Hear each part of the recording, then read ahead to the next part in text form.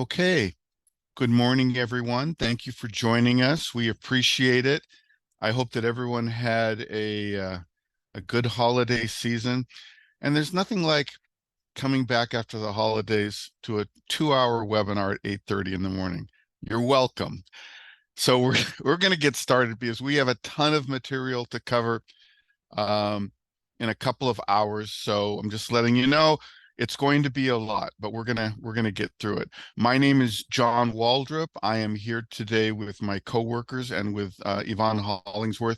Um, I will be starting the presentation, and I'll pass the baton to Yvonne about halfway through. We'll have a break somewhere in the middle, but we're going to go ahead and get started because, like I said, it's a lot. So I'm going to lose my video because it's a little bit distracting and I don't want to eat up the bandwidth. So thank you again, everyone. I see a lot of people are still trickling in. But we're going to go ahead and get started. Thank you. All right. So hopefully everyone is here for the California Dream Act application review. If you're not, you're in the wrong place, but you can hang out anyway. That's fine. We're not going to kick you out. So let's take a look at this. I'm just a reminder. Number one, you guys are muted, so we can't hear you, and hopefully you can hear us okay. And in fact, if one of the attendees wouldn't mind typing in the chat that you can see the screen okay and that you can hear me, that would be great. Just say, John, we hear you and you sound great. Okay, thank you. I appreciate that. All right. So you guys are muted. We are not. If you have questions, and I'm sure that you will, I'm going to ask that you use the Q&A box, the Q&A feature, and not the chat. If you type a question in the chat, the minute it scrolls up, we lose it, and we're just typically not able to respond. The reason we also want you to use the Q&A is that we're going to go through all the questions and all the answers, and we're going to clean that up, and then we're going to send that to you. So use the Q&A. We would appreciate it. We have staff standing by to answer your questions. The other thing is we did not mail a PDF of this webinar yet. Some of you are going to be asking and saying, I didn't get the copy. It's because we didn't send it. And the reason we didn't send it is we literally finished it late last night, and we're still making some minor adjustments. So we will send it out. Anyone who's in attendance, or actually anyone who's registered, will get that probably tomorrow, but certainly this week. All right. So we will get that PDF out to you via email. If you don't get it this week, email us and we will take care of that. All right. So here's our agenda for today. We're going to just do a quick review of some CADA related stuff. CADA is what we call the California Dream Act application. Some people say CADA. We don't care what you say. You can say, call it whatever you want, as long as you know where it is and how to get there, and your students are filling it out. And then what you want to see is you want to see the changes to the home screen, how you register for an account. We'll go over that. And then we're going to go through the application in a lot of detail, actually, especially this initial student section. We'll talk about signing the application, which is a little bit different this year, and what the student will receive when the application is submitted successfully. So let's jump in. Just a reminder, in the state of California, we have two applications. We have the FAFSA, which is FAFSA stumbled a little bit out of the gate. I think they're getting it together. Still some challenges, but I think when you make, significant changes, that's what happens. So we're not going to talk about FAFSA other than to say FAFSA is, one of the applications here in the state of California. And the other one is the California Dream Act application. And the California Dream Act application, or CADA, serves our undocumented population. I'm just going to remind you, I always say this, in-person events, webinars, whatever. I think it's really important that when we talk about financial aid applications, we talk about both of them. So let's not get FAFSA happy. If we say FAFSA, the very next thing we should say is, or California Dream Act, because we don't want to stigmatize an application that some people are already reluctant to complete. So let's be really vocal about the fact that we have two applications. They do exactly the same thing. They just happen to serve two different cohorts of students. All right, I'm off my soapbox. Let us continue. Who can apply? This hasn't changed. So obviously the California Dream Act, which is a proprietary application in the state of California, is for undocumented students with or without DACA. If students have DACA, had DACA previously, never had it, it doesn't matter. DACA is not a requirement to filling out the application, and it's certainly not a requirement to get state aid. TPS status, which is temporary protected status, and U visa holders. Now, there aren't a lot of U visa holders, but it's important to note that if a student has a U visa, it's one of the few visas you could have that allows you to apply with an application. For the FAFSA, it's the T visa. All right, who is not eligible? Any other visa holder. So someone who has a non-immigrant visa that's still valid, whether it's a student visa or a tourist visa or whatever it is, they are not eligible to complete the DREAM Act application, nor are they eligible to complete the FAFSA. And, you know, I'm not an immigration attorney, but generally speaking, that's the case. If you're a US citizen or a permanent resident, sometimes we say a green card holder, you're not going to complete the CADA, you're going to complete the FAFSA. And then eligible non-citizens, you know, such as a refugee or someone who has asylum status that has been granted. Now, for those people who are in the process of getting refugee or asylum status granted, but they haven't done it yet, they're still considered undocumented, and you know, they could potentially be eligible to complete the California Dream Act application. All right, and you see the link below there to get to the application.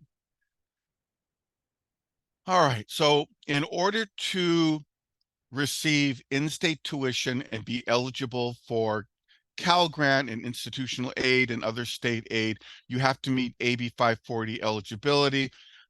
Nancy from Immigrants Rising, I believe, is on the webinar today. Nancy, I stole this off your website, but I did give you credit. I'm sorry. So just because this is nice and clean, I recommend Immigrants Rising. They have a lot of really good resources. But basically, this is AB 540 eligibility.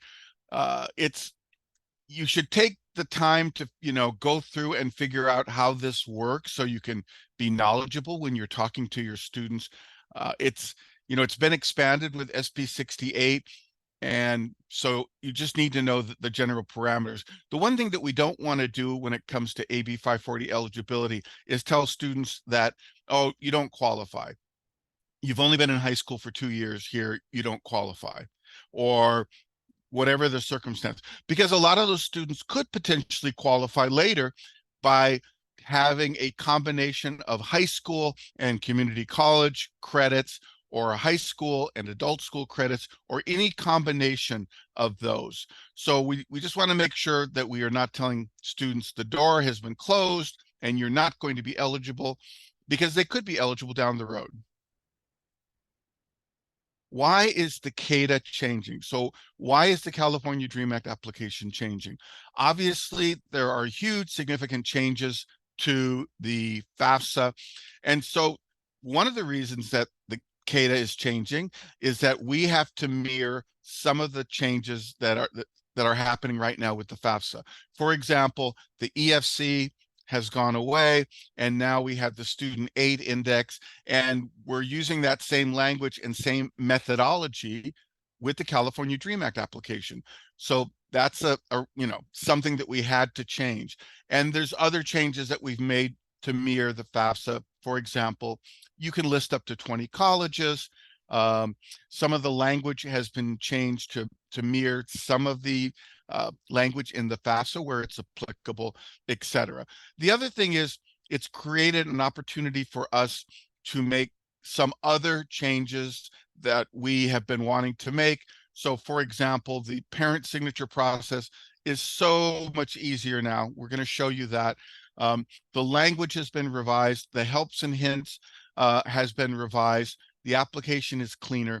So you're going to see some of these things, but just the fact that we had to go in and make some wholesale changes allowed us to, while we were in there, under the hood, tinkering around, we had the opportunity to do some other things. So what are some of the differences between the changes in the CADA and the FAFSA? Obviously, the one thing that's happening with the FAFSA is that the number of questions have been reduced significantly. And the reason they're able to do that is because they are asking contributors, this is in the FAFSA, to allow their information to be imported. So previously we had the data retrieval tool that you could use or not use. Now the FAFSA basically is just a big data retrieval tool. So you are consenting to having the information pulled in, and that just eliminates a lot of the questions that need to be asked. The CADA, we don't have the ability to import data like that. So the number of questions is about the same. It's not significantly shorter. It has changed, but it's not shorter. Also, the DREAM Act application will retain the language about income from students and parents, similar to what it's had previously. The new FAFSA, if you haven't seen it already, is using new terminology. So instead of, back in the day, it was mother, father, and then it was parent one, parent two, and then it was thing one, thing two. I'm joking, they never had that. But now with the FAFSA, it's everyone is a contributor. So anyone who has to, who gives their information on the FAFSA is a contributor. And that's the new terminology that they're using. So the CADA does not do that. And also the DREAM Act application is going to have similar income reporting requirements and similar questions that it's had in the past. FAFSA has basically said, contributors, you need to give consent so we can import all the information and do a data exchange with the IRS. So some things have changed, but obviously the DREAM Act application, the changes are not in lockstep with everything that's happened with the FAFSA. All right, so we've had some changes to the home screen or the landing page of the California DREAM Act application. On your left, you can see the old screen, the previous screen, and on the right, you can see the new one. And, at first glance, it's not a huge change, but we did incorporate, instead of having first-time user, returning user, we found that was confusing for students. Vast majority of students are just logging back into the application. But we also showed down here at the bottom, if you're a brand new student, you can click that link and create your account. We used the same photo. This young lady hasn't aged in, I don't know, 11 years. So if you run into her, if you're walking down the street, say, hey, Kata, you look great. You haven't changed a bit. So maybe we'll update that photo at some point. But that's the basic changes in the application, not hugely significant. We still have the parent signature portion where parents can come in after the fact and log in and sign the application or re-sign the application if that's necessary. But we're going to show you the fairly significant change to how parents are going to sign. So again, this is the new page. One thing I want to point out is that we continue to have the information and resources section. We are updating some of those information and resources. So for example, the paper application, the English paper application should be on there, I'm told, soon, maybe by the end of next week or the following week. It should be on there soon. And that should be followed by the Spanish paper application. And we'll continue to add CADA resources as we get them updated. We've been so focused on, the actual changes to the application that now we can take a breath and we can go in and work on the different resources that we have. The one thing about the paper application, I recommend that you print out a copy. So when the new one becomes available, the 24-25 paper application, I recommend that you print it out because it's a really great reference. It's not that many pages, but it shows you all the sections, shows you all the questions. And if you're talking to a student, especially on the phone, or they come into your office and they say, hey, I'm on this part of the application and I don't quite understand these questions or what I need to do, the paper resource is really, really handy to have. So when that becomes available, I'm sure we'll send out a communication. If you're not signed up to get emails from CSAC, that's a good reason to sign up. We'll send out a communication and we'll let you know. All right. The student account section has changed a little bit. So it's primarily a login, but you'll notice below there's a link for a first-time account creation or registration. So that is how first-time students are going to get in and log in and create an account for the very first time. It could be easy to miss if you're not used to it. So you want to make sure that you know that's where students can go in when they're ready to start their application. Again, the parent signature link is there. This is still part of the homepage or the landing page. And this is where students, if they're parents, assuming that parents have to sign the application. So for dependent students, this is where they can come in, and if they couldn't sign at the end of the application process, then they can come back in and sign at any point. Or if they need to re-sign, which they're going to have to do less, but if they need to go back into the application, they can go in and we're going to show you what that looks like. All right, so we're going to click here to start a new application. When you click on that, the one thing that students are going to see is they're going to see a pop-up that says, hey, if you already have a CSAC account, if you've already created an account, or you have done a CADA previously, don't create a new account, just log into the old one. All right, so let's get into the registration process.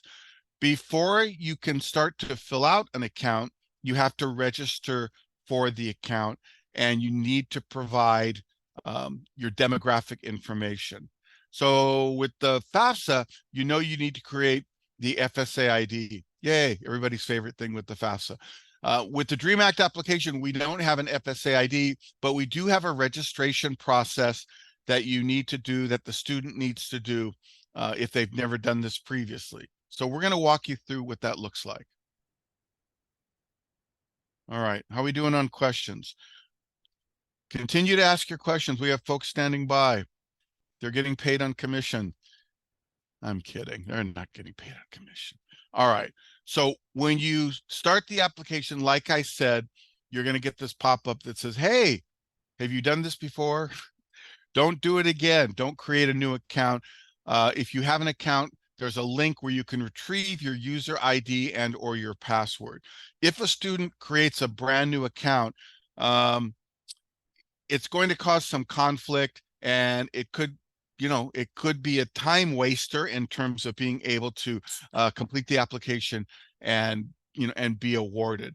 If they do that, they need to contact student support at CSAC, and we can help them fix that particular problem, right? If they're trying to log in and they're using the same email, they're going to get something that pops up that says, hey, this email is already being used. So hopefully they understand at that point that they've already created an application. If students, you're going to find this hard to believe, but sometimes students forget their login information or they lose the information. What? It's crazy. I know.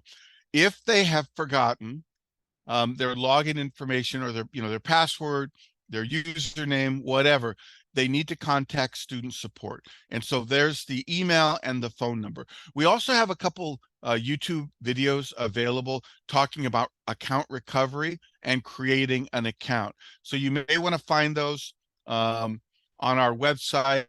There's a link to the YouTube videos, and this is a handy thing to be able to send to students to say, oh, wait, I think there's a video on that. Boom, here it is. All right, assuming that the students have never created an account before, never filled out a DREAM Act application before, then they're going to click continue, and they're going to start the process. So this question is similar to the question that we've had previously. Do you have a social security number? And if they say yes, the next thing we're going to do is say, oh, is it a DACA social security number? So is it a work authorization number issued through DACA? Now, we're seeing fewer and fewer students who have high school students who have DACA because new applications have been paused for quite a while. So most of in fact, none of your high school seniors probably have DACA because they just haven't had the opportunity to apply for it. But it's going to ask them this question. Yes, I have a social. Oh, is it DACA? And then they're going to answer yes or no to that. If they answer yes, it's from DACA, then they're going to continue on with the application. But if they answer no, it's going to say, you might not be doing the right application. So if they say no, then they're going to be asked, do you meet the AB 540 criteria listed here below? It's a long list. It's a laundry list. There's a lot of factors in AB 540. I think most students know whether or not they're eligible. I also think some of them are not sure, but that list is provided. So hopefully you have the opportunity and they have the opportunity to go through that to determine eligibility. But that's what it's going to look like on the actual application. Now it's going to walk them through, a series of questions, some skip logic. And then at the end of the day, in the beginning, it's going to say, yeah, you meet AB 540 criteria based on what you've answered. So, yes, here we go. If a student says that they don't meet AB 540 criteria, in other words, I don't have a social and I don't meet AB 540 criteria, they're going to be able to continue the application, but they're going to get a message that says, you may want to talk to your high school counselor or someone in the financial aid office at the college so we can, double check your eligibility for this application for AB 540. And it may be that the student is just confused, or it may be that in fact they don't meet the criteria. Maybe they've only been in a California high school for 1 year. And they obviously don't have a social. So that's something that could happen. But the application is going to say yes, or it's going to say no. Based on what you're telling us, you're not filling out the right application. You should be filling out the FAFSA. So here's a link to the FAFSA. You've maybe said, I'm a US citizen, or maybe you indicated I'm a permanent resident. So then this will say, probably not filling out the right application. You can jump to the FAFSA. Here's the link. If a student gets here and they're not sure and they come to you, then obviously, you're going to have to walk through the steps, and maybe they just made a mistake. But this is where we get to where they make the determination if they should proceed with the CADA or not. All right. So for today, there's lots of different scenarios. Those of you who have helped students do applications in the past, either the FAFSA or the California DREAM Act application, realize there are dozens and dozens and dozens of scenarios, right? And family situations and financial situations and living situations. And that's what makes this so fun, is that everyone is different. And it's not just CADA filers. So for the purposes of today's walkthrough, we are going to be using, this is a fictitious student, a stock photo student. And so we're going to use this fake student's information. Here's his name. He's a high school senior. We're going, he meets AB 540 requirements. He has a family of 5, and his parents are married and they're filing taxes jointly. Now, you might say, well, a lot of my students, whatever, come from bigger families, or we're not sure if they meet AB 540 initially, or their parents don't file taxes. Sure, that can happen. But for the sake of getting through the application, this is what we're using. Obviously, every student is different and every family is different. So let's keep going with Robert here. All right, so when we're completing the application, we're going to get started with the registration part of it. One thing I want to point out is there's a little auto hint feature that the application has. When you're doing the registration, it's always on. It's always toggled on. And when it's toggled on, it means that for the majority of the questions, there's going to be a pop-up. So for example, in first name, oh, hey, first name, here's some information about what we're looking for, last name, et cetera, et cetera, et cetera. You can toggle it off if you find it too intrusive. So if your students are doing the application and they say, why am I seeing these boxes every time? You can toggle that off. You can also toggle it off. And if you have a question about something that you're doing, you can just click on that little eye, that little information icon, and the same helps and hint box will pop up. So the help and hints text has been revised. Hopefully it's easier to understand and more intuitive. But that's the auto hint. So you want to make sure students are aware that it's there. They have the option to have it toggled on or off. In the registration portion, it defaults to on. Students can turn it off. You can also click the little eye information icon and the helps and hints box will pop up. And then just a reminder, I think everyone knows this, but any question with a red asterisk requires an answer. It's mandatory. If you don't answer one of the mandatory questions, you're going to have to go back and fix that at some point. So completing the registration. The registration is just the basic demographic information.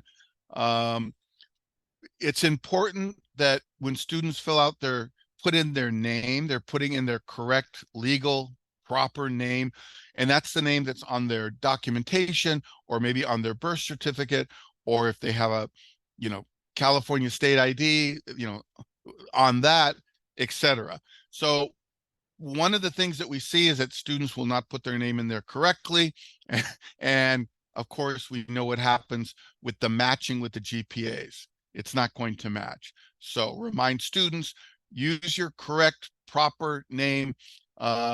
Middle name is optional. You don't have to put it on there. And the last name, so a lot of students have two last names. That's fine. You can put in two last names. I think that space was expanded. However, if you have two really, really long last names and they don't fit in the space, that's okay. Student can put in as much as they can put in.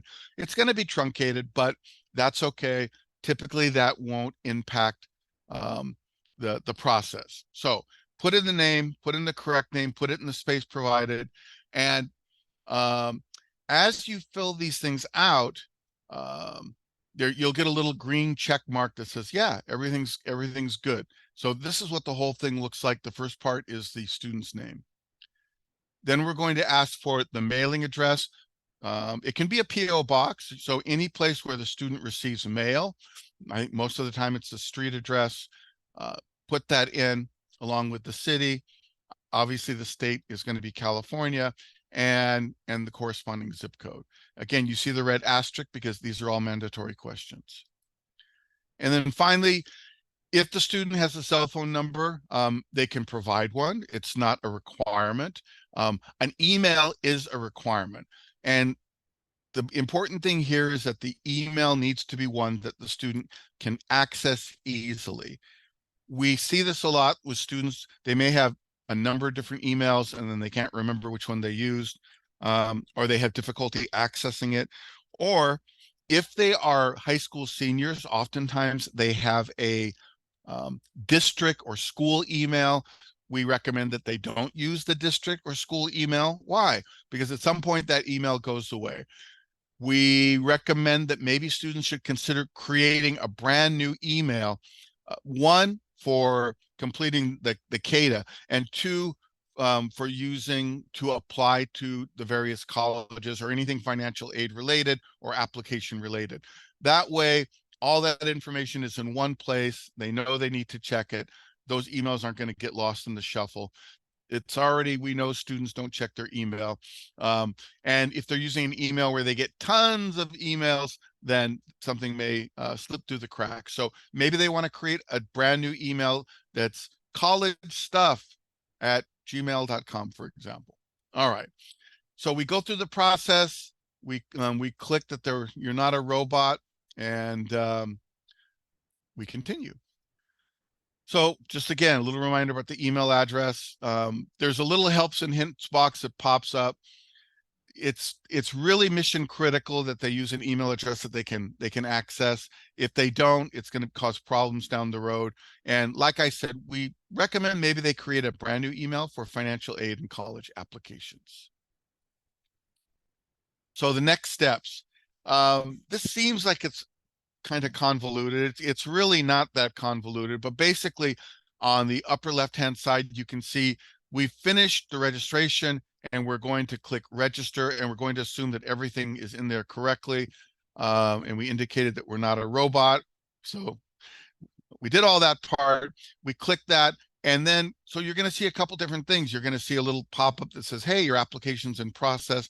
You're also going to receive an email, and you're going to have to use that link in the email to create, it's a one-time use to kind of validate the information on your account.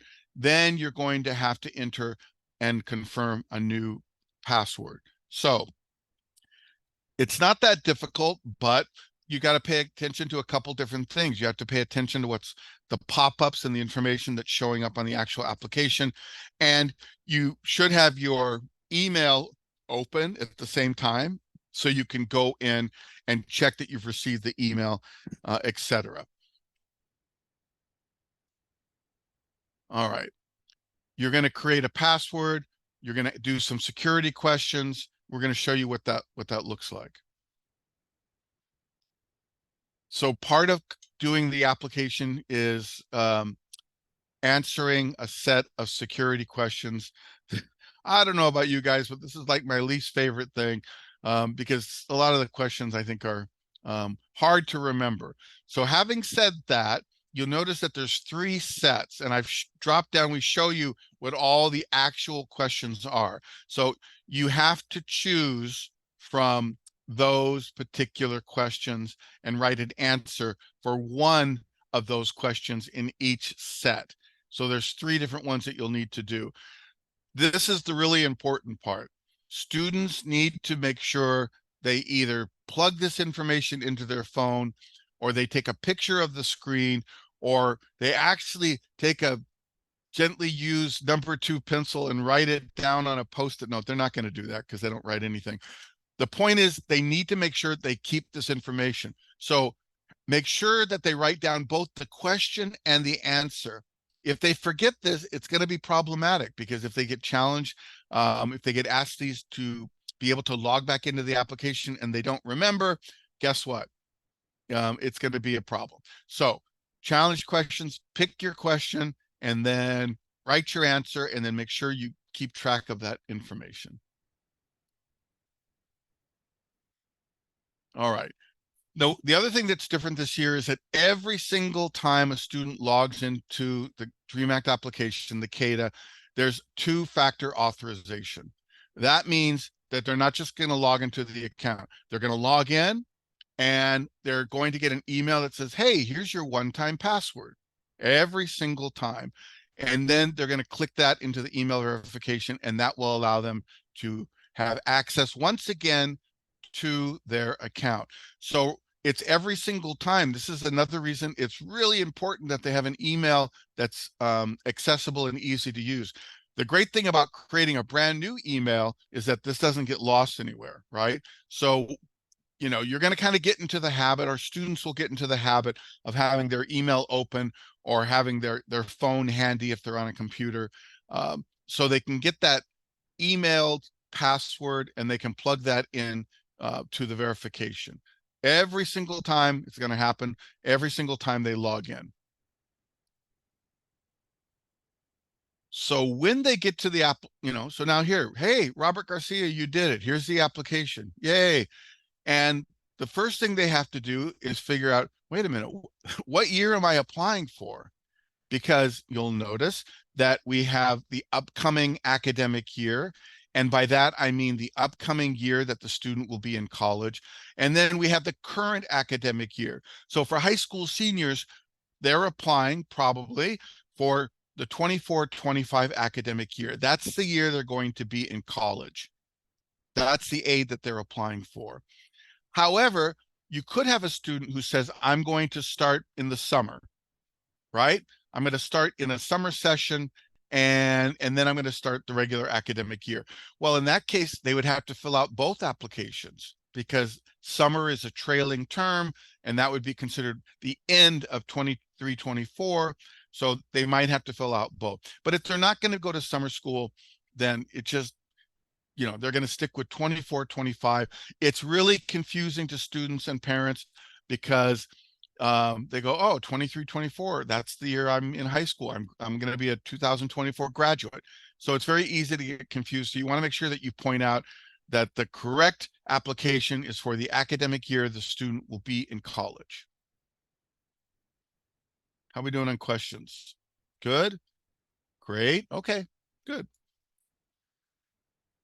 All right. So you're going to say, hey, I want to do 24-25. And then the applications, are you sure? Are you sure? Right? This is like a helicopter pilot. We've made our application like that. Are you sure? Is this what you really want to do? Make good choices. Okay. Then you're going to click continue. All right. So we're going to continue on with the 24-25 application. We've made that determination. And when we jump into the actual application, this is what it looks like. So I want to point out a couple of things. This is divided up, right? The application is divided up into different sections. Student, spouse, this is assuming that the student has a spouse. Parent, which used to be parent one, other parent, in the event that that information is required. And then there's the signature portion. So you're going to do this in order. The student, if the student is married, so in other words, maybe this is a independent student, they're applying to go to school, they're married, then you're going to include probably information about the spouse. Our high school students, the vast majority of them are not married, so most of them are not going to have to complete that. Parent is the parent information that we're going to be using. Now, a lot of people have said, with the contributor thing with the FAFSA, that's so confusing to me. I'm not sure who has to put their information. I'm not sure whose information I list. What financial information do I use? And I can understand that because the term contributor with the FAFSA is throwing people off. However, it's still essentially the same thing. The one difference is, with the FAFSA, I'm talking about the FAFSA, with the FAFSA is they're trying to make sure that if someone is providing more support, even if that's the parent that the student isn't living with, then that person has to provide their information. Okay. Does the FAFSA know who's providing more support? No. Is it typically the person the student's living with? Yes. So let's not go crazy with that. On the DREAM Act application, again, if the parent is divorced, or the parent is legally separated, or one of the parents is deceased, or the parent is, one parent is out of the picture or incarcerated, or we don't know where they are, then it's just going to be one parent providing information. The other parent is going to provide information depending on the tax situation, if in fact they filed taxes or both parents filed taxes. So don't freak out about that. Just go through it. It's pretty straightforward. It's pretty intuitive. And you'll notice that each section currently has a big red exclamation point, right? That stands out. So when you see that exclamation point for any section or for any one of the subsections, that means either A, the information's not complete, or B, there's an error.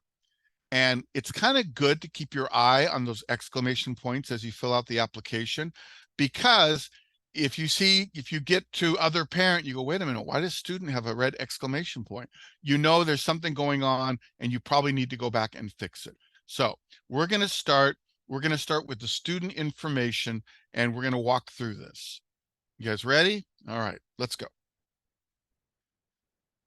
So in the student section, it's going to pre-populate with the first name and the last name and middle name if it was provided. So that's from the registration. So that's going to be in there, and you can't change that, by the way. That's in there. So then you're going to see we have below kind of the subsections, and notice that the subsections also have red exclamation points. It's like when someone sends you a message and it's in all caps. It's like, oh, I want to avert my eyes. There's a lot of red exclamation points going on here. But it indicates that the section's not done, it's not complete, or later on that there's an error.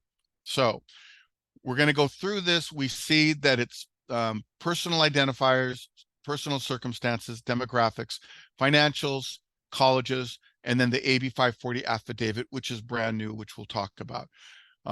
And I apologize for the quality of the screenshots. They yeah, it's just the application, the way it looks. When you're filling out the application, it's not that bad, but when you're cutting and pasting, it's not that great. So hopefully everyone can see that. Another good reason to print out the paper application when it becomes available. Let's continue. This is a place where students get confused. So these two questions are the same as we've had in the past. As of today, that's important. As of today, what is your citizenship status? They have three choices. I'm a US citizen, I'm an eligible non-citizen. That would be a permanent resident, probably. And I'm neither a citizen nor eligible non-citizen. So if you are an undocumented student, then you are not a citizen and you're not an eligible non-citizen. And I think this is confusing. I'm also going to point out one more thing. A lot of students, when they are in the process of becoming a permanent resident, this happens all the time. It's obviously it's more advantageous to them to fill out the FAFSA because then they're eligible for federal aid and typically they're going to get more money for college. But sometimes they will wait. They will wait. It's coming any day now. I'm going to get, I'm going to be a permanent resident. But that's not a good idea. We want students on the day they fill out the application, we want them to use whatever their current status is that particular day. And we want them to apply early. If they apply with the DREAM Act application and they're eligible for Cal Grant, and then they later get their permanent residency or they become a citizen, they can go back and fill out the FAFSA. They have to contact CSAC. We can help them convert that. But we don't want students to wait. So if you have students who say, hey, any day I'm going to be a permanent resident, let's fill out the DREAM Act application first. And then, no harm, no foul. When you get your permanent residency, we can go back and fix that. So they're going to select neither citizen nor eligible non-citizen. And then it's going to ask them, do you have a valid U visa? So not a very common thing, but certainly some students have a valid U visa. And if they do, they're going to select yes. All right. So like I said, if they're a US citizen or eligible non-citizen, they're going to get a little pop-up that says, based on the information you're providing, you probably shouldn't be doing the California DREAM Act. You're not eligible. So students may have done that in error. Then they can cancel this and go back and click the correct response. Or maybe they're permanent residents and they're just confused about what application they should be filling out. But that's what they're going to see if they click US citizen or eligible non-citizen. The next thing, which is also brand new, is they're going to have a question, and it's really easy to miss this question. Sometimes you get to the end of the student information and you go, why is that exclamation point still red? It's because this question kind of snuck in and we missed it. Students can opt into receiving text messages from CSAC. We have a system now that will send students text messages. We think that it is going to be a big deal because students respond to text messages. The reason I know this is because if my kid's in the other room, if I yell, they don't answer. If I call their name, they don't answer. If I call them on the phone, they don't answer. But if I send them a text and said, hey, would you come upstairs? Oh, bing, bing, bing, bing, they answer, right? So we think text messaging is going to be a big deal, and we want to ensure that we're reaching as many students this way as possible. So tell students to opt in. They can always opt out later if they find it intrusive or they don't like it. No problem. But have them check yes and opt in to receive the text messages. Then we're going to continue on. Remember that the student information is going to pre-populate, the other demographic information will auto-populate from the registration. So that question pops in there. and we want them to say yes. Now we have a series of questions that students need to answer. Some of them they don't need to answer. So this one is the gender question. And, previously we had male, female. That made it really difficult for students. Some students were not comfortable answering that question. And, and fair enough, right? Students should be able to answer the question as it corresponds to them. So now this is what it looks like. What is your gender or the gender you identify with? So they can click male, female, non-binary, or they can just say, I don't want to answer this question, and click prefer not to answer, right? It doesn't impact their financial aid. They do have to answer one of these, but if they don't want to provide the information, they can click prefer not to answer. All right. Then we talk about race and ethnicity. Same thing. We give them some choices. And really the reason that we have this, it's because CSAC wants to better identify the students that we're serving. We want to make sure that we have materials available in the languages that will benefit our students up and down the state. But again, students can answer this. We've expanded the choices, or they can say prefer not to answer, right? You have to answer with one of them, but if one of them is prefer not to answer, you can do that as well. Then they're going to click next to continue. Finally, we're asking about the primary language spoken at home. Again, we want to serve students where they're at in the language that they speak or that their parents speak. So we're asking them, these are the most common languages in California, apparently. And so we're asking them, what is the language that you speak at home? Again, they can say prefer not to answer, or they can put other if there's a language that they speak at home that's not on this list. This is for research purposes only. It doesn't impact their financial aid. It doesn't impact anything. So it's just so that we, like I said, have a better understanding of the cohort of students that we're serving. All right, next we're going to say, what state do you live in? Hopefully it's California. If a student that doesn't live in California, they can indicate that. That's going to be impactful for their financial aid. And then it's going to say, what's the date that you started living in the place that you're living? So the vast majority of our students, now we have, look, students, both FAFSA filers and CADA filers, have situations where they're in and out of the state, where they've moved, they've come back. Fine, it's all good. But we just want them to indicate where they currently live when they're answering this question and filling out the application, and how long they've been here. So I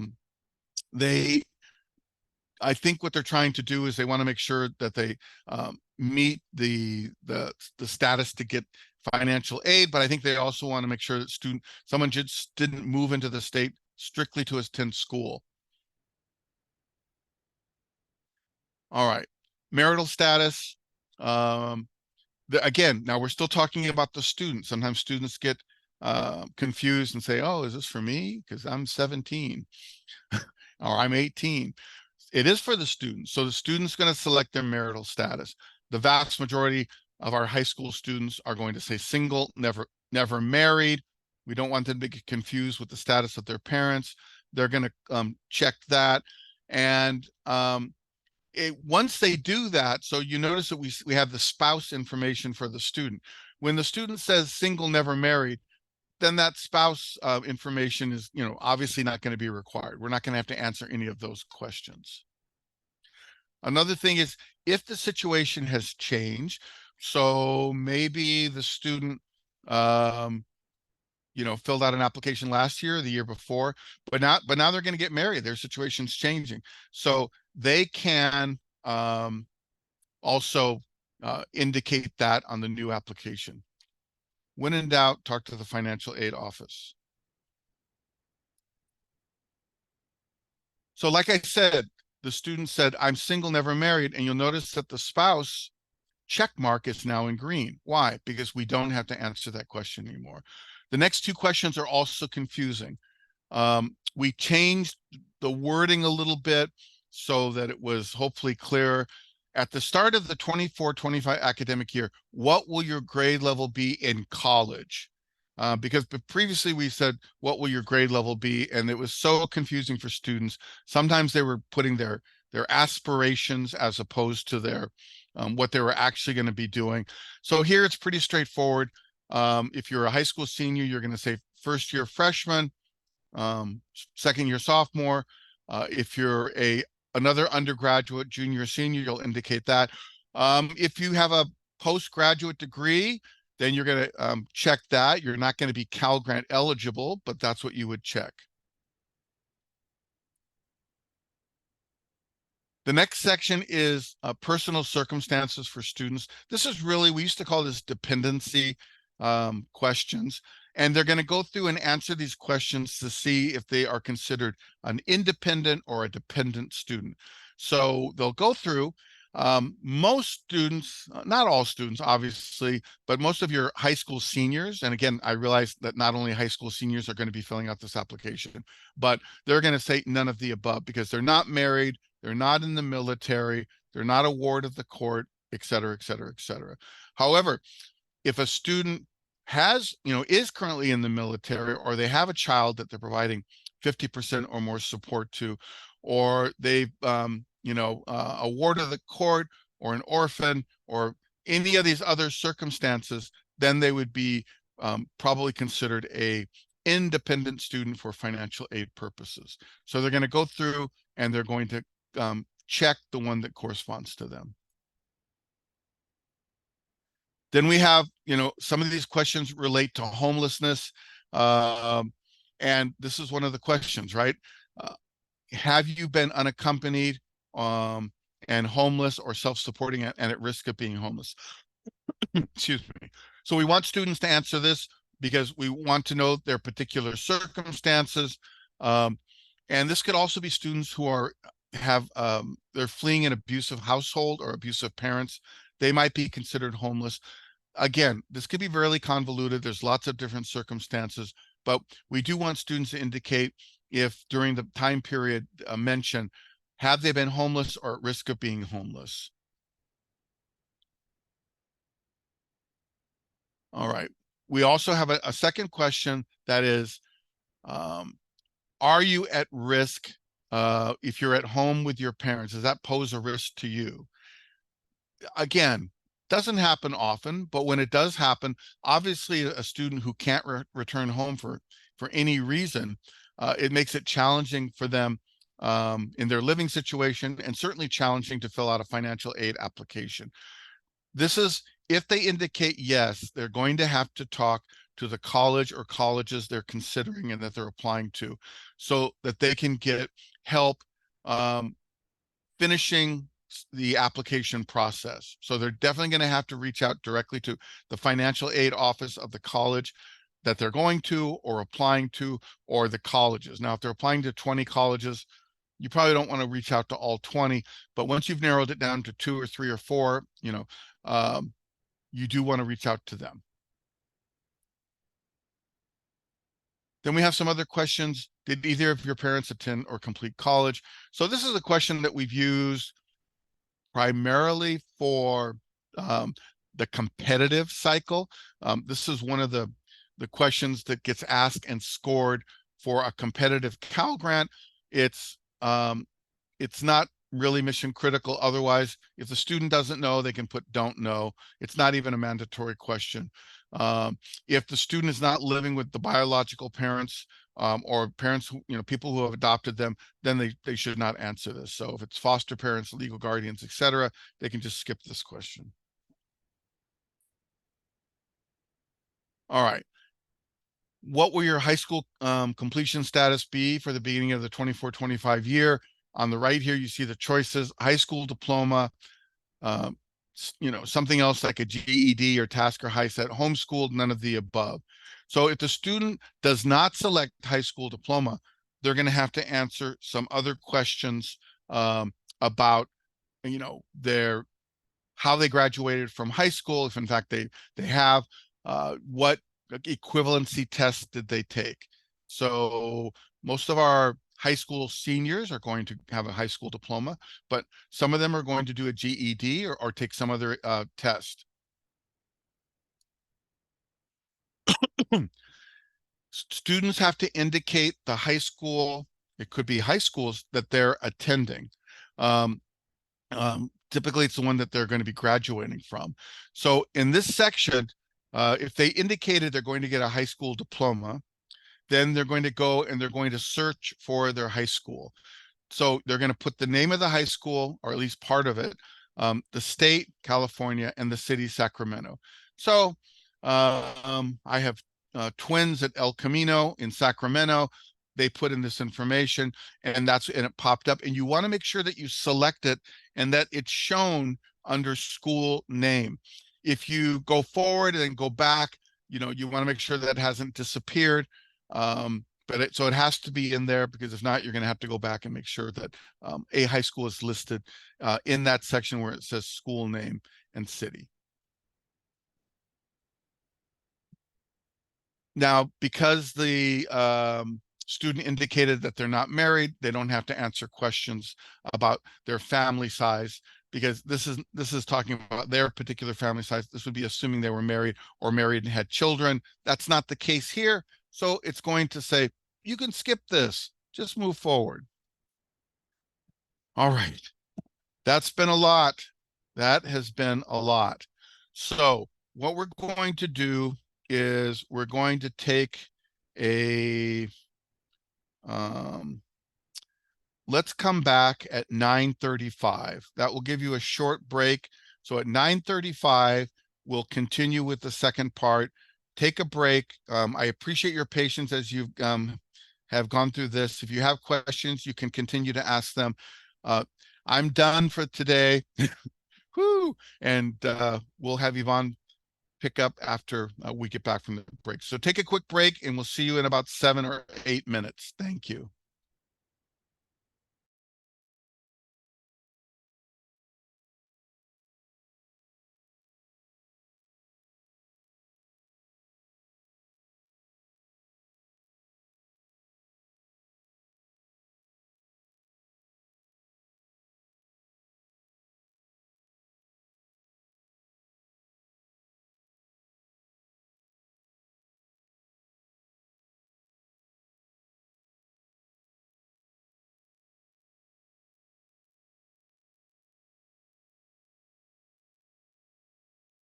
All right.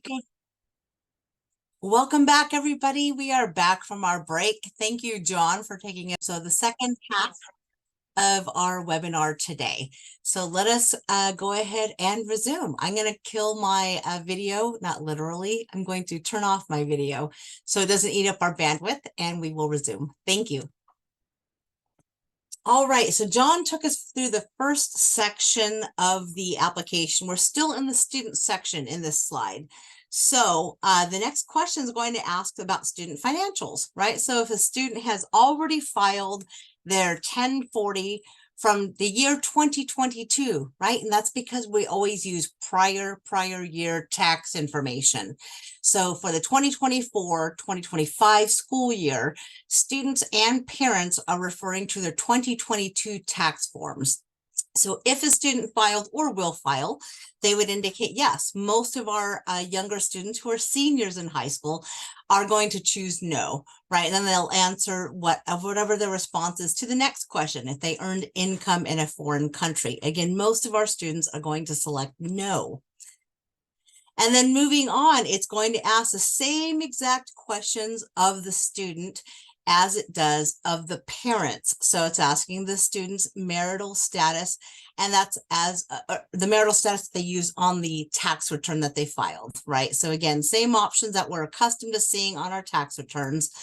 And the student will just continue to navigate through the application in this fashion.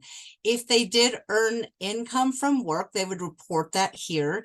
Now, younger students who are working, if they report income, it's not typically going to hurt them because that application is going to rely more on dependent students' parent income to determine financial aid eligibility than the student's income themselves. But nonetheless, students will go ahead and report whatever income that they have earned and whatever other earnings from other non or need-based employment programs, such as federal work study and so on.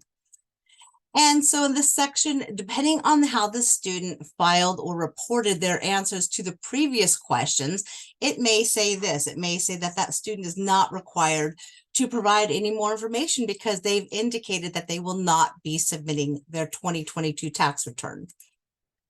So just as with the parent section, which we'll see in a few minutes, these same questions will appear for both sets of individuals. We're still in the student section here. So it's asking the student to list their total of cash, savings, and checking accounts. And that's as of today, right? So John mentioned this earlier. Some of these questions are asking about the calendar year. Some questions are asking as of today, like marital status. So students will continue to answer these questions. Most of our 18-year-old students or high school seniors are going to report 0 for all of these amounts, right? And then it gets to this question. Are you interested in being considered for the California Dream Act Service Incentive Grant, which we call DSIG internally? Yes or no? And you may be familiar with the FAFSA, which asks students if they're interested in being considered for work study programs. So the California Dream Act application asks students if they would be interested in receiving information about the California Dream Act Service Incentive Grant, which enables them to volunteer or provide community service to a volunteer organization up to 300 hours to earn $4,500 per year in financial aid. And so you can see the criteria down here. This is for our lower income students. So it's going to be your Cal Grant B eligible CADA applicants, or a student with a Cal Grant A that met Cal Grant B eligibility. And that $4,500 that they earn for working 300 hours equates to $15 an hour. So really great opportunity for students who may not otherwise be able to work in the United States because they don't have a DACA Social Security number. So this is a great way for students who otherwise cannot work to get some work experience and volunteer experience and a little income as well. So moving on, students now, this particular change to the DREAM Act application mirrors the change to the FAFSA and is an improvement over previous year's applications, right? Students, there it is, it populates with CSU Sacramento. You may already also be familiar with the fact that FAFSA removed the housing option. So that is also mirrored here. We do not ask the housing options. The college may, though, very well. So in this example, on this screenshot, you can see that we've searched by UC, and so it populates all the schools with UC in it, whether that's part of the name UCLA, for example, or if it's just built into the name, like down here, like Rancho Cucamonga, there's the UC there. And then moving on, we've got, you know, a variety of schools that students can list. And by the way, it's really best practice if a student does list multiple schools from all the different school segments, meaning that they've listed a community college, perhaps a trade school, a proprietary school, CSU, UCs, private. And the reason is because if a student doesn't get into their dream school, for example, maybe they want to go to a UC to start, but they don't have the grades or they don't have the money, then they need a backup plan, right? And that's where they could start out at the community college. So if they list all of the schools that they are considering, they will receive maximum consideration for all types of grants, Cal Grants, that is.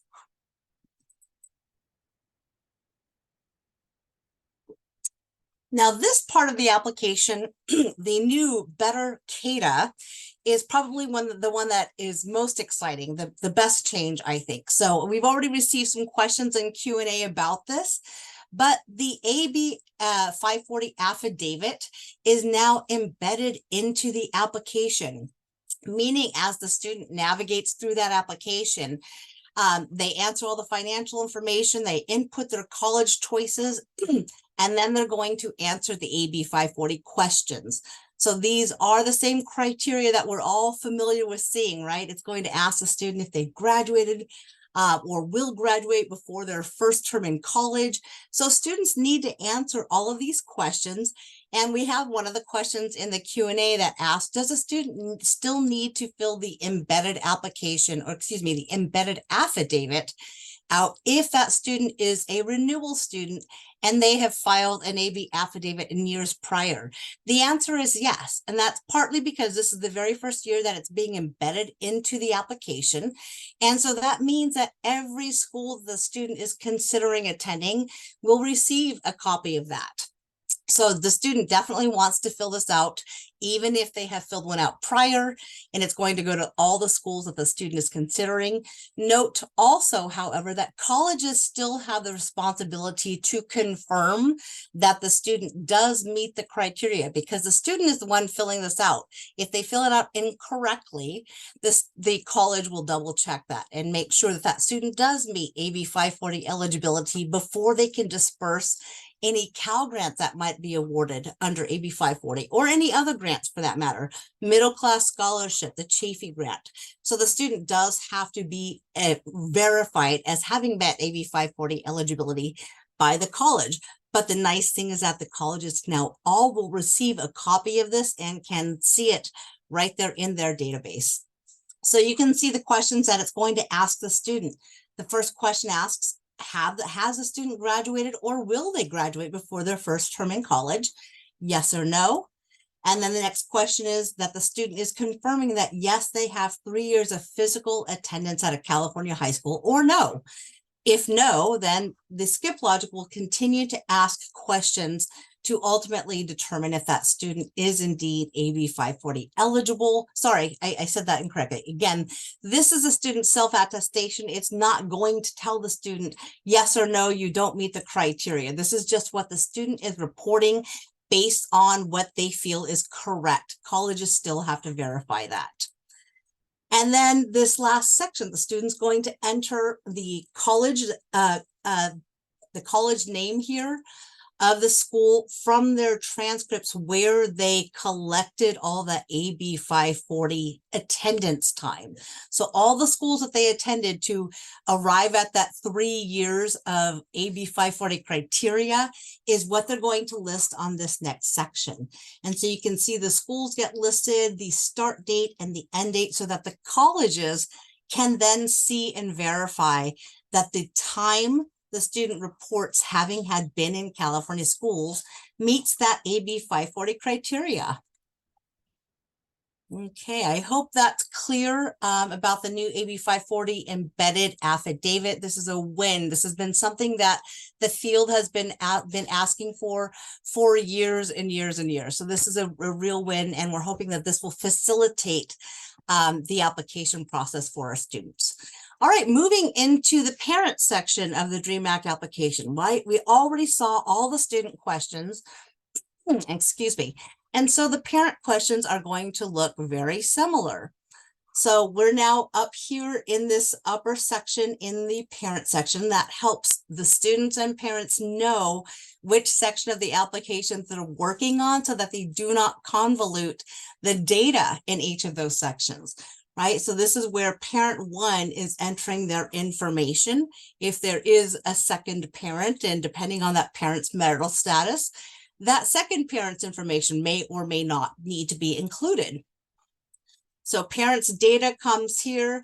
The parent phone number and email address are not required fields. However, it's recommended that they should be provided, because when it comes to things like GPA matching, that can be of help as well. So the more information provided, the better when it comes to matching up GPAs for students' applications. And then here's that parent marital section. We had several questions about this too.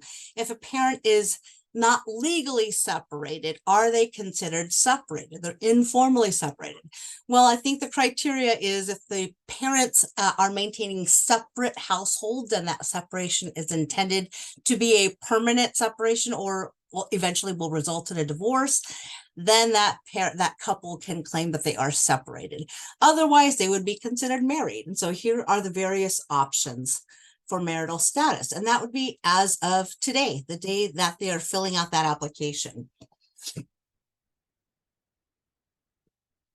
So I mentioned that there are situations where only one parent's info is needed versus both parents.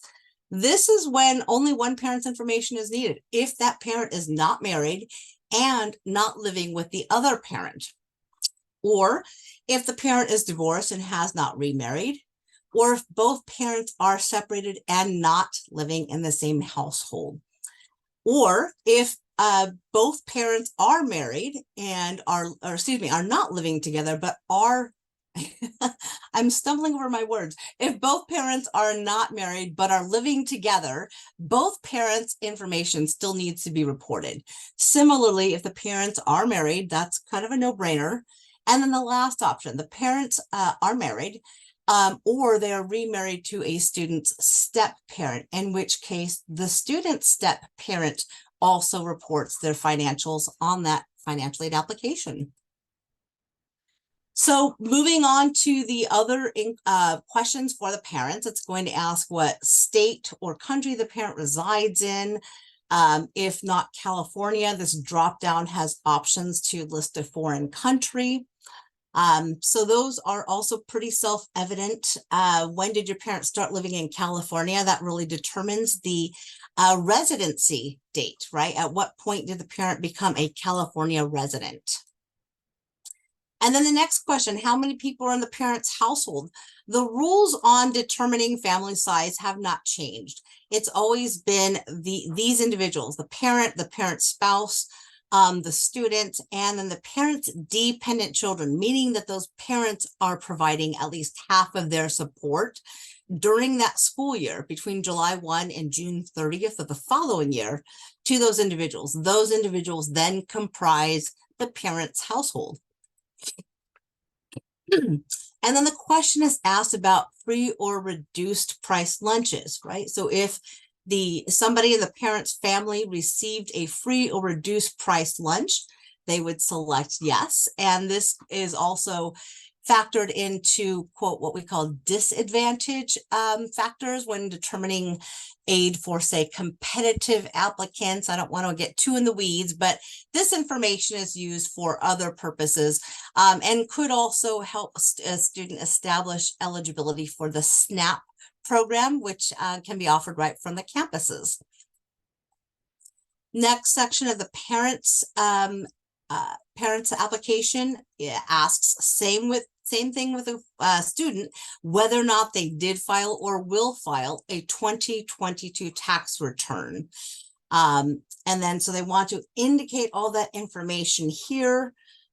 Moving on, the next question asks, did they or will they file a tax return? And if no, why not? And so various options here, either the parent filed in Puerto Rico or another U.S. territory. They did not file a U.S. tax return because their earned income was below the tax filing threshold. And that's available on a chart every year. The tax filing threshold for a single individual, married couple, that sort of thing is reported on one of the agendas that the IRS publishes. And so there are various options that would apply when a parent has indicated that they did not or will not file a tax return.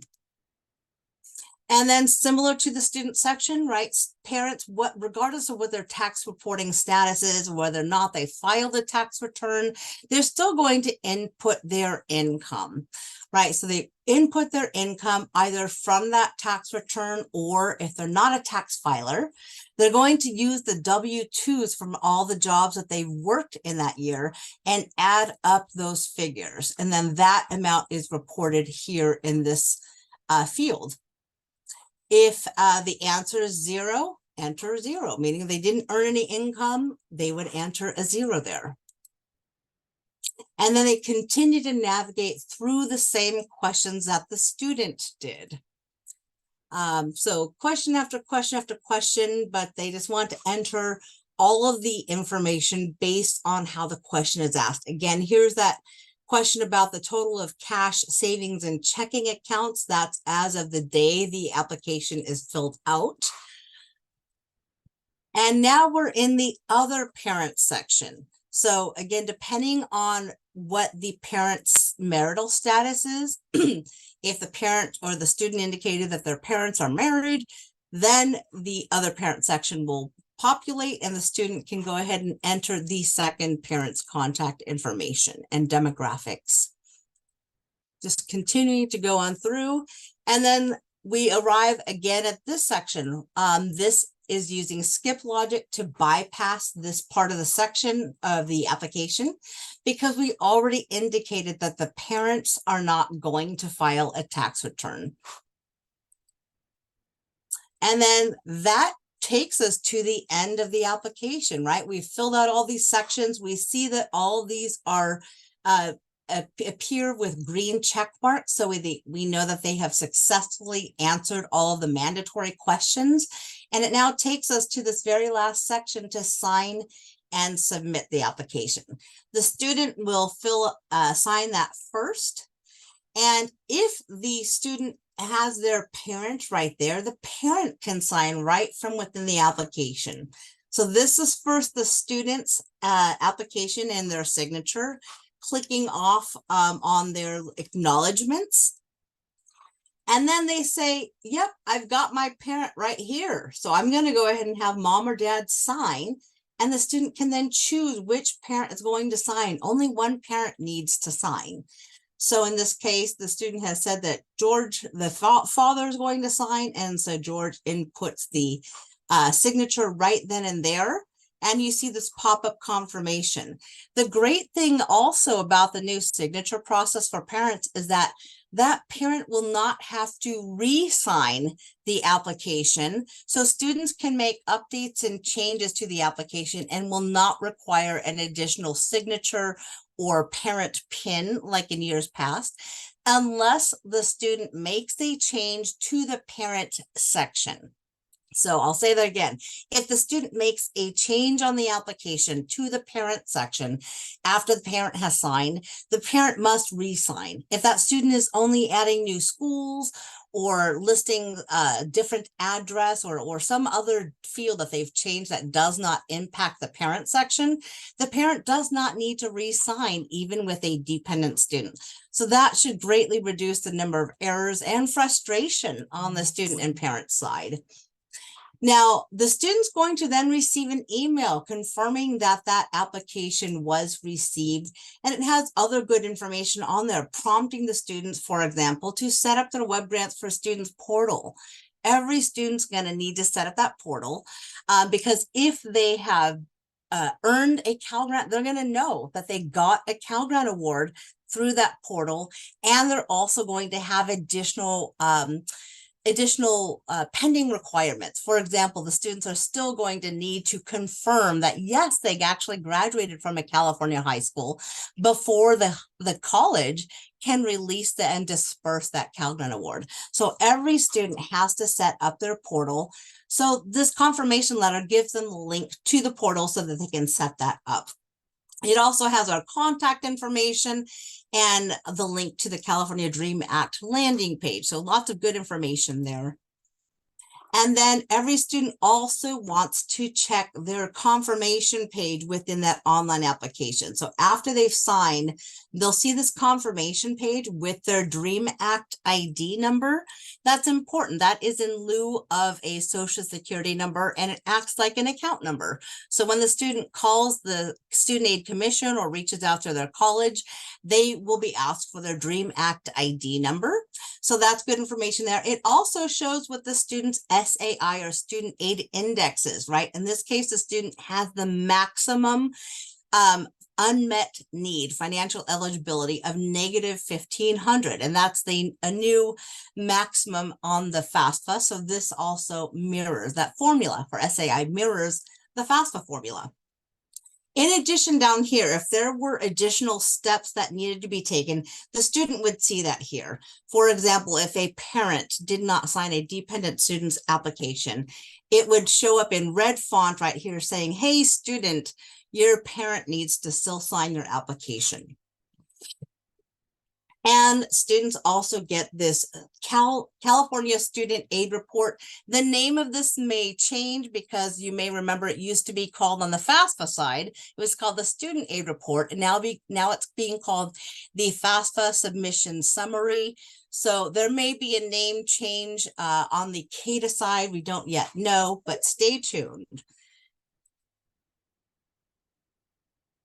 And this is what that confirmation page looks like that we looked at on a couple slides ago. This is basically a transcript of how that student filled out the financial aid application. So they can print this out if it helps, but it's for their own records.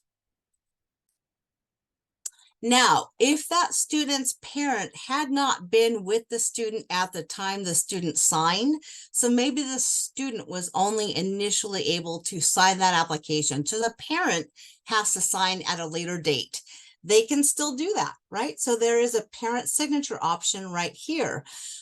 So they can go ahead and click on that link, and then it's going to ask them for all of the application information based on their student. So they do need to enter that accurately in order to be able to open up the application and see that parent information and ultimately sign off on that. So they're going to do that right here. And then that's going to serve the same purpose as had they signed right there with the student at the same time that the student filed. So similar steps we're looking at here. The students or the parent is going to choose which parent of the two is going to sign, and then they submit their electronic signature, and then that's it. And so to close out, we already said this a few times, but we will be recording this, well, we have been recording this webinar. We're going to clean it up though and make some edits before we can send it out to everybody. Similarly, the Q&A that you've all been vigorously typing your questions to will also be compiled, edited, and then sent to all attendees. Ultimately, we will post this recorded webinar to our website. But yeah, I hope that this was helpful to everybody. I want to also thank all of you for your questions, all of the Q&A staff behind the scenes, vigorously typing and answering those questions. We hope you got good information and that you will continue to ask your questions. We still have several questions sitting in the Q&A box, so we'll do our best to continue to answer them. And we'll stay on here for a few more minutes. Let me see what time it is. So we have a hard closing time, I think, of 10:30. So we'll stay on and try to continue to answer those questions. John, do we want to open up the floor for any verbal questions? I think, Yvonne, because we have so many questions in the queue that you and I maybe can go through and try to answer them. We'll still make them part of the Q&A list, but in the interest of time, then we'll just answer some of these and note that they've been answered. But we will then make sure they're part of the list that we send out. So I have a couple questions about parents who don't file taxes or parents who are paid in cash. You don't have to file taxes necessarily to to get aid, and you certainly don't need to file taxes to complete the DREAM Act application. You do have to show and indicate earnings. So what that means is if a parent is paid in cash, they can indicate they didn't file taxes, but they're going to have to report their earnings. Now, the challenge would be if they say, we didn't file taxes, but we made $400,000, or you made any amount that's over the IRS filing threshold, then the application is going to flag that and say, wait a minute, you didn't file taxes, but you indicated that you made more than the threshold for filing. So that family, those parents or parent may need to use an I-10 and actually file taxes. It just depends on the dollar amount. I would go to the IRS website. You can see the filing threshold, and I would take a look at that. So we had 2 or 3 questions about that. So we're going to, I'm going to indicate that we answered them live. We also had a question about someone said that the FAFSA has only been available intermittently. What about the CADA? The Dream Act application by and large has been available. I noticed that late last night at night, sometimes they're performing maintenance and updates. I think that will be the case for a few more days, but it should, the Dream Act application should be open and available. And if not, we'll send out, if there's anything else going on and you get our emails, and oh, by the way, you should sign up for our emails.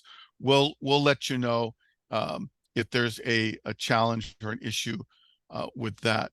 So, okay.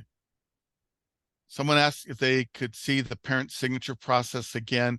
We're not going to go back and go through it. However, we will send you a PDF of this presentation once we go through and make a few minor adjustments. So maybe as soon as tomorrow, and that will show you. It is streamlined. It's much easier. The student can sign, and then the parent can immediately sign. Only one parent needs to sign. So if there are two parents listed, you just indicate who's signing. It doesn't really matter who it is. And click and you're done. So it's a really straightforward process. And again, Yvonne showed you how you can go back to the home page and then log in and the parent can sign. Okay. Yvonne, let's see what else. If the parents are divorced. So again, this really hasn't changed. If the student is living, if the parents are divorced or legally separated, or even if they're still married, but they have two different households, generally speaking, you're going to use the parent with whom the student lives, because just by virtue of living with that parent is providing more support. Now, it may be the case that the student's living with, the mom or the dad, but the other parent is providing all the support or the bulk of the support. So technically in that case, you would have to use that parent or that parent as well. But generally speaking, just by virtue of living with one, in most cases, you would say, that's the parent that's probably providing the most support because they're living there, they're eating there, they're there most of the time. Again, every family is different, so I'm not trying to say that it's always the case, but typically that's the case. Someone said, what does an SAI of negative 1500 indicate? So remember that the EFC back in the day. So remember the EFC kit had a minimum of 0. The student aid index can actually be a negative number. So if it's negative 1500, that is the absolute lowest it can go. Now, it doesn't mean that you're going to get more money, like more Cal Grant, for example. What it does mean is that schools are going to know you're one of the neediest students, and there might be additional funding available for you, for example, institutional aid. So that's what it means. All right, what if one parent is a U.S. citizen and the other parent isn't a U.S. citizen? So I guess my question is the student a U.S. citizen or a permanent resident? That's going to, indicate which application they fill out. Obviously, if the student is a permanent resident or they're a U.S. citizen, then you're going to fill out the FAFSA and you're going to use information from the parent who's a U.S. citizen, because I'm assuming they don't file their taxes jointly. Again, I don't know everything there is to know, but it would really depend more on the case of the status of the student. Someone said, is there a PowerPoint available to use in classrooms to help with completing this step-by-step process? We don't have one yet. However, like I said, we're going to send out this complete, very long PowerPoint to you in the form of a PDF. And if you'd like to use some of that or some of those screens, you're able to do so. Otherwise, excuse me, if you contact us, we may have something else that's available. All right. Phew. All right. If a student's parent is incarcerated, can they file as independent? So if the parent is incarcerated, then that's a special circumstance. I would have the student contact the financial aid office. But in that case, typically for financial aid purposes, the student is going to be considered independent for financial aid purposes.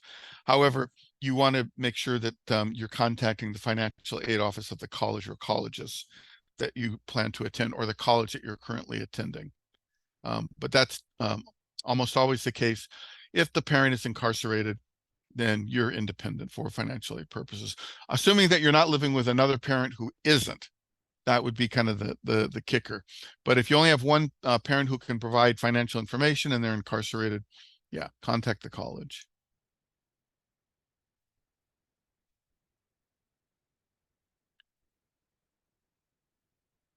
All right. So we have lots, and we've answered 117 questions, 120. We have about 30 that are still open. I think what we're going to do is we're going to, Kent, are you on the line still? Yes, I am, John. Okay. So